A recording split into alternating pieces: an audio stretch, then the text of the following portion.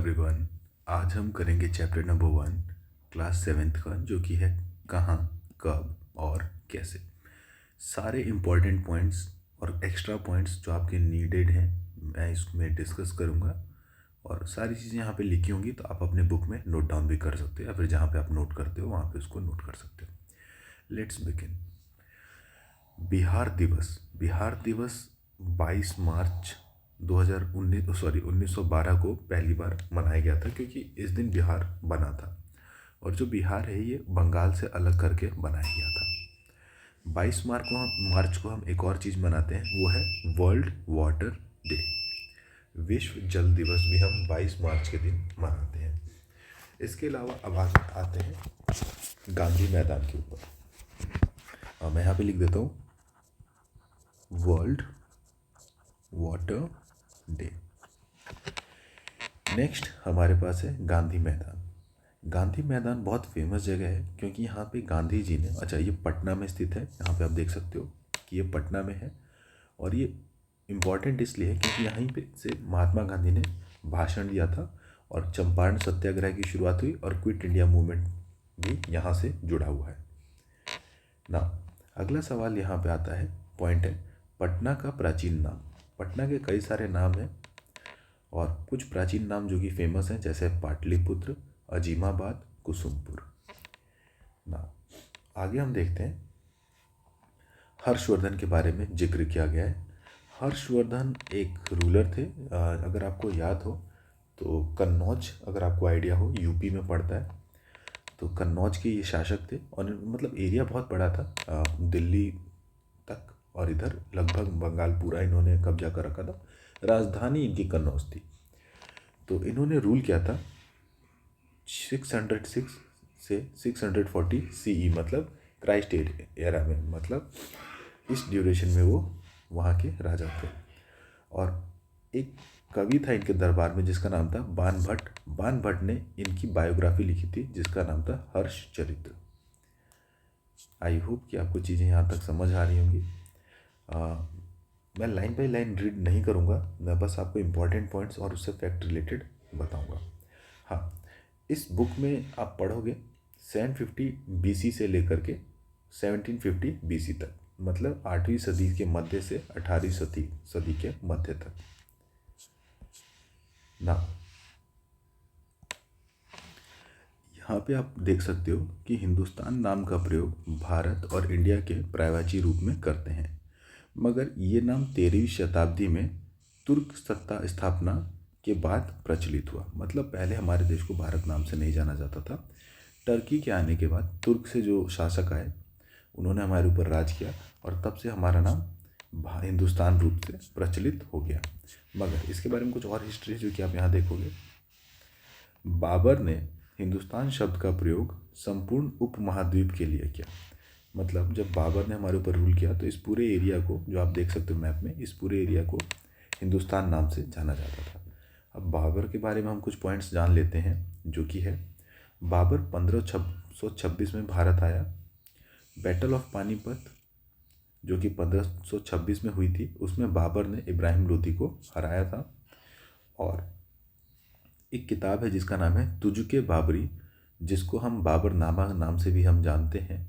ये ऑटोबायोग्राफी है बाबर की, मतलब बाबर ने इसे स्वयं लिखा है और अपने बारे में इसमें जानकारी दी है।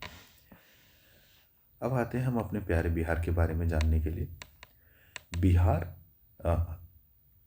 हमारा राज्य बिहार नाम से जाना जाता है, और इस शब्द का सबसे पहले प्रयोग 13वीं शताब्दी के इतिहासकार मिन्हाज ए सिराज ने किया। मतलब बिहार जो शब्द है ये सबसे पहले किसने यूज़ किया? मिन्हाज ए सिराज ने। अच्छा, एक पॉइंट और इनके बारे में कि इन्होंने एक किताब लिखी है जिसका नाम है तबकाते नासिरी। तबकाते नासिरी आपको याद रखना है, एग्ज़ाम में पूछा जा सकता है, मैच देम में आ सकता है कि मिन्हाज ए सिराज ने सबसे पहले, इस तरह से पूछा जा सकता है कि बिहार शब्द का प्रयोग सबसे पहले किसने किया, तो आंसर होगा मिन्हाज ए सिराज। या फिर आपसे पूछा जा सकता है तबकाते नासिरी के लेखक कौन है, तो इसका भी जवाब होगा मिन्हाज ए सिराज। अब आगे देखते हैं। यहाँ पे एक पॉइंट है कि अकबर ने इसे प्रांत के रूप में गठित किया, मतलब अकबर ने बिहार को प्रांत के रूप में गठित किया, मतलब अकबर ने बिहार को छोटे छोटे जिला में बांट दिया। ऐसे आप समझ सकते हो। बाकी आपको बस ये जब समझना है प्रांत क्या होता है, बस ये समझो कि अकबर ने इसे प्रांत में बांटा। यहाँ पे एक पॉइंट है कि पहले के लोग खेती में कोड़ाई के लिए, मतलब खुदाई करने के लिए कुदाल या फावड़े का इस्तेमाल करते थे। बाद में हल का इस्तेमाल होने लगा। अब आप खुद भी सोच सकते हो, अगर हम एक कुदाल से खोदेंगे तो खेत खोदने में बहुत ज़्यादा वक्त लगेगा, क्योंकि कुदाल एक टाइम में छोटे एरिया को ही खोद पाता है, बट हल एक बार में सीधा चलते हुए काफ़ी बड़े एरिया को खोद पाता है और मिट्टी को ऊपर से नीचे कर पाता है। तो इस वजह से जो हल है वो कुदाल से बेहतर है अगर आपको बड़े एरिया में खेती करनी है तो। चलिए नेक्स्ट देखते हैं। यहाँ पे लिखा है पॉइंट, प्राचीन भारत में वस्त्र उद्योग के क्षेत्र में धागों की कताई के लिए केवल हाथ से चलने वाले पहिए और तकली का प्रयोग होता था। बाद में 13वीं शताब्दी के आसपास इन क्षेत्र में चरखे का प्रयोग होने लगा। धुनिया वेट अ सेकेंड, धुनिया की कमान धुन की भी संभवतः इसी समय भारत आई।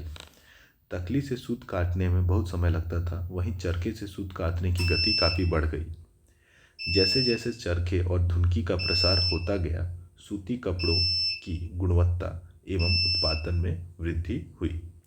तो आप ये देख सकते हो कि पहले क्या होता था, धागों के लिए हाथ से प्रयोग किया जाता था, कताई करते थे धागों की, मगर बाद में फिर हमारे पास धुनिया और तकली या फिर चरखा, ये सारी चीज़ें हमारे पास आ गई।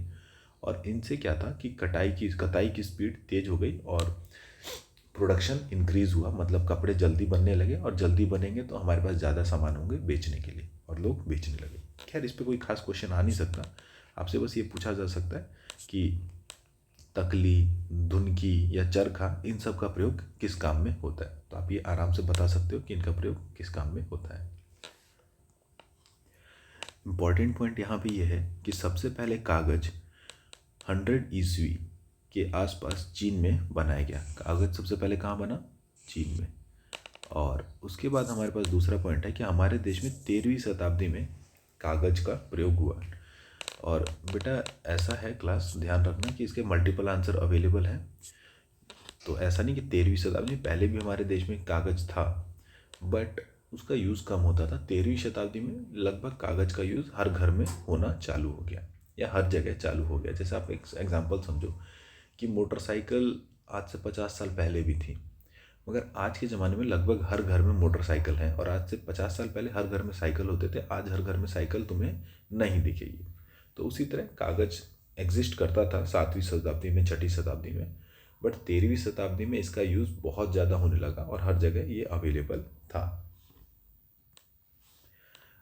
इसके बाद जो इम्पोर्टेंट पॉइंट है और भी हैं कि जैसे उस टाइम जैसे फॉर एग्जांपल कंपास का यूज़ होने लगा था 13वीं शताब्दी में, और सूरज से जो टाइम बताती थी सन डायल या सन क्लॉक बोलते हैं, उसका भी यूज़ होने लगा था। तो ये खैर आपके लिए इम्पोर्टेंट नहीं है, आपके लिए इम्पोर्टेंट है यहाँ पे जो पॉइंट मैं बता रहा हूँ वही है कि युद्ध के क्षेत्र में घुड़सवार सैनिक की सुविधा के लिए 2 महत्वपूर्ण आविष्कार इसी समय हुए, मतलब 13वीं सेंचुरी में। पहला आविष्कार था लोहे का की रकाब। अब लोहे की रकाब क्या होती है ये आप पढ़ोगे आगे लाइन में, जिससे सैनिकों को घोड़े पर जमकर बैठने में सुविधा प्राप्त हुई। जैसे घोड़े के ऊपर बैठने वाली जो सीट होती है ना, उसको बोलते हैं रकाब। ठीक है, अब सीट पे बैठ के जो बंदा है, जो सैनिक है, वो बहुत आसानी से तलवार या तीर जो भी चलाना उसको वो चला सकता था। अदरवाइज घोड़े पे अगर वो डायरेक्ट बैठता है तो घोड़े पे वो स्लिप करता रहता था, इसलिए उसको डिसबैलेंस होकर उसको लड़ाई करने में दिक्कत होती थी ना। दूसरा आविष्कार था लोहे की नाल। नाल तो आपने देखा ही होगा, पैरों में लगा देते हैं, तो उससे क्या होता है कि जो उसके पैर थे ज़मीन पे बहुत अच्छी पकड़ बनाते थे, और दूसरा जहाँ पे ज़मीन ऊबड़ खाबड़ है वहाँ पे उनके पैर के नखूनों को या फिर उनके जो पैर थे घोड़े के, उसको नुकसान नहीं होता था। तो ये फ़ायदे थे और ये बहुत ही इम्पोर्टेंट आविष्कार था। ये एग्ज़ाम में अक्सर पूछा जाता है कि नाल और रकाब किससे रिलेटेड है, या रकाब का क्या काम होता है, रकाब किसे कहते हैं। जो सिटिंग वाली पोजीशन होती है वो रकाब होती है, और अक्सर ऐसे क्वेश्चन आपसे एग्ज़ाम में पूछे जाते हैं। ये जो पॉइंट है ये बहुत इंपॉर्टेंट पॉइंट है, मैं चाहूँगा कि इसको आप 2-3 बार पढ़ लो ताकि आपको समझ आ जाए। इस्लाम धर्म में लोग यह मानते हैं कि एक ही ईश्वर है, अल्लाह। मतलब इस्लाम धर्म के लोग यही मानते हैं कि एक ही भगवान है जिसका नाम है अल्लाह। हज़रत मोहम्मद अल्लाह का पैगाम यानी संदेश लाने वाले पैगंबर हैं। मतलब अल्लाह का जो संदेश हमारे साथ इस दुनिया में लेकर के आए हैं उनका नाम है पैगंबर। पैगंबर मोहम्मद भी बोला जाता है। इस्लाम धर्म के अनुयायी मतलब लोग मुसलमान कहलाते हैं, और जो लोग इस्लाम धर्म को मानते हैं वो मुसलमान कहलाते हैं। मुसलमान कुरान शरीफ को अपना धर्म ग्रंथ और पंथ प्रदर्शक मानते हैं। एक कुरान शरीफ करके किताब है, उस किताब को अपना धर्म ग्रंथ मानते हैं, अपने धर्म की किताब मानते हैं और पथ प्रदर्शक मानते हैं। मतलब यही किताब उन्हें आगे जीवन जीने का रास्ता बताती है। जैसे आपने कई और धर्म सुने होंगे, हिंदू धर्म, तो हिंदू में रामायण, महाभारत, गीता, ये सारी किताबें हैं जिसे हम अपना धर्म ग्रंथ मानते हैं। अगर आप सिख धर्म की बात करोगे तो उसमें है गुरु ग्रंथ साहिब, एक पुस्तक का नाम है जो कि उनका धर्म ग्रंथ है या फिर पथ प्रदर्शक किताब है। ऐसे ही ईसाई धर्म का क्या होता है, बाइबल। आई होप कि आपको ये सारी चीज़ें समझ आ रही होंगी। अब आगे देखते हैं क्या इम्पोर्टेंट है। यहाँ पे एक वर्ड है गंगा जमुनी तहजीब, मतलब दो कल्चर का मिक्स होना। ठीक है, तो ये आप समझ जाओगे ये क्या है, बहुत बेसिक रीडिंग आप कर सकते हो। हाँ, ये रहा एक पॉइंट, ये आपको बहुत अच्छे से याद रखना है कि बिहार के प्रसिद्ध हिंदी भक्त कवियों में दरिया साहब का नाम उल्लेख है। आपको बस इतना याद रखना है कि दरिया साहब जो हैं वो बिहार के थे और इनका जन्म शाहाबाद ज़िले में हुआ था। और आज के ज़माने में तो शाहाबाद ज़िला नहीं है, पहले बिहार का एक ज़िला होता था, उसका नाम था शाहाबाद। इस ज़िले को 3 हिस्से में बांट दिया गया, जिसका नाम है आज के टाइम भोजपुर, बक्सर और सासाराम। तो यही एरिया था शाहाबाद का। बस आपके लिए इतना ही सफिशिएंट है। सेकंड पॉइंट ये है कि पटना ज़िले के मानेर प्रसिद्ध हज़रत शरफुद्दीन अहमद सूफ़ी संत थे। मतलब ये जो नाम है ये क्या थे, सूफ़ी संत थे। हज़रत शरफुद्दीन अहमद ये थे सूफ़ी संत, और दरिया साहब जो थे वो थे भक्ति संत। अब भक्ति संत क्या होते हैं, सूफ़ी संत क्या होते हैं, ये धीरे धीरे आपको मैं बताऊंगा।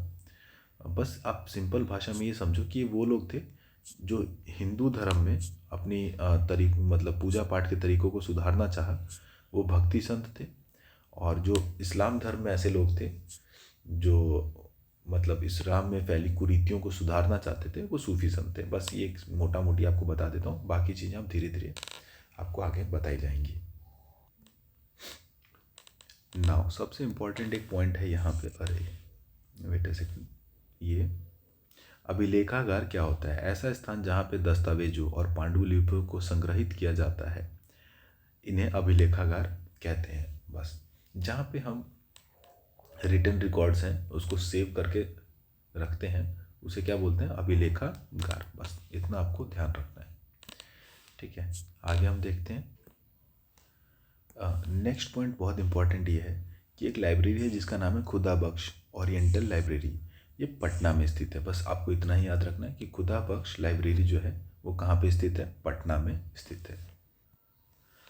और अब इस चैप्टर का सबसे इम्पॉर्टेंट पार्ट जो आपको जीवन भर काम आएगा और हर एग्ज़ाम में काम आएगा, वो है ये पूरा पोर्शन। मैं आपको मार्क करके दिखा देता हूँ। ये पूरा पोर्शन, इसको आप बेटा रट लो, घोंट लो, याद करना है आपको, बहुत इम्पोर्टेंट है। जैसे एक कवि लेखक थे जिनका नाम था कल्हण। कल्हण ने लिखी थी राज तरंगिनी, और ये कश्मीर के बारे में थी। यहाँ पे लिखा है, इसमें कश्मीर के इतिहास का वर्णन है। नेक्स्ट, अल बेरूनी ने एक पुस्तक ली थी जिसका नाम है तहकीक-ए-हिंद या फिर तारीख उल हिंद। इसके बाद एक और है जिसके बारे में हमने थोड़ी देर पहले बात की थी,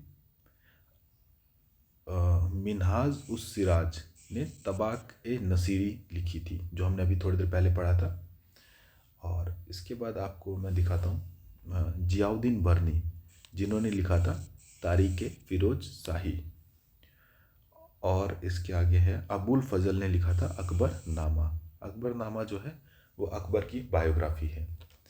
आई होप और कि आपको ये चीज़ें समझ आ गई होंगी, और प्लीज़ इसे अपने बुक में अंडरलाइन कर लो, बहुत ही इम्पोर्टेंट है ये।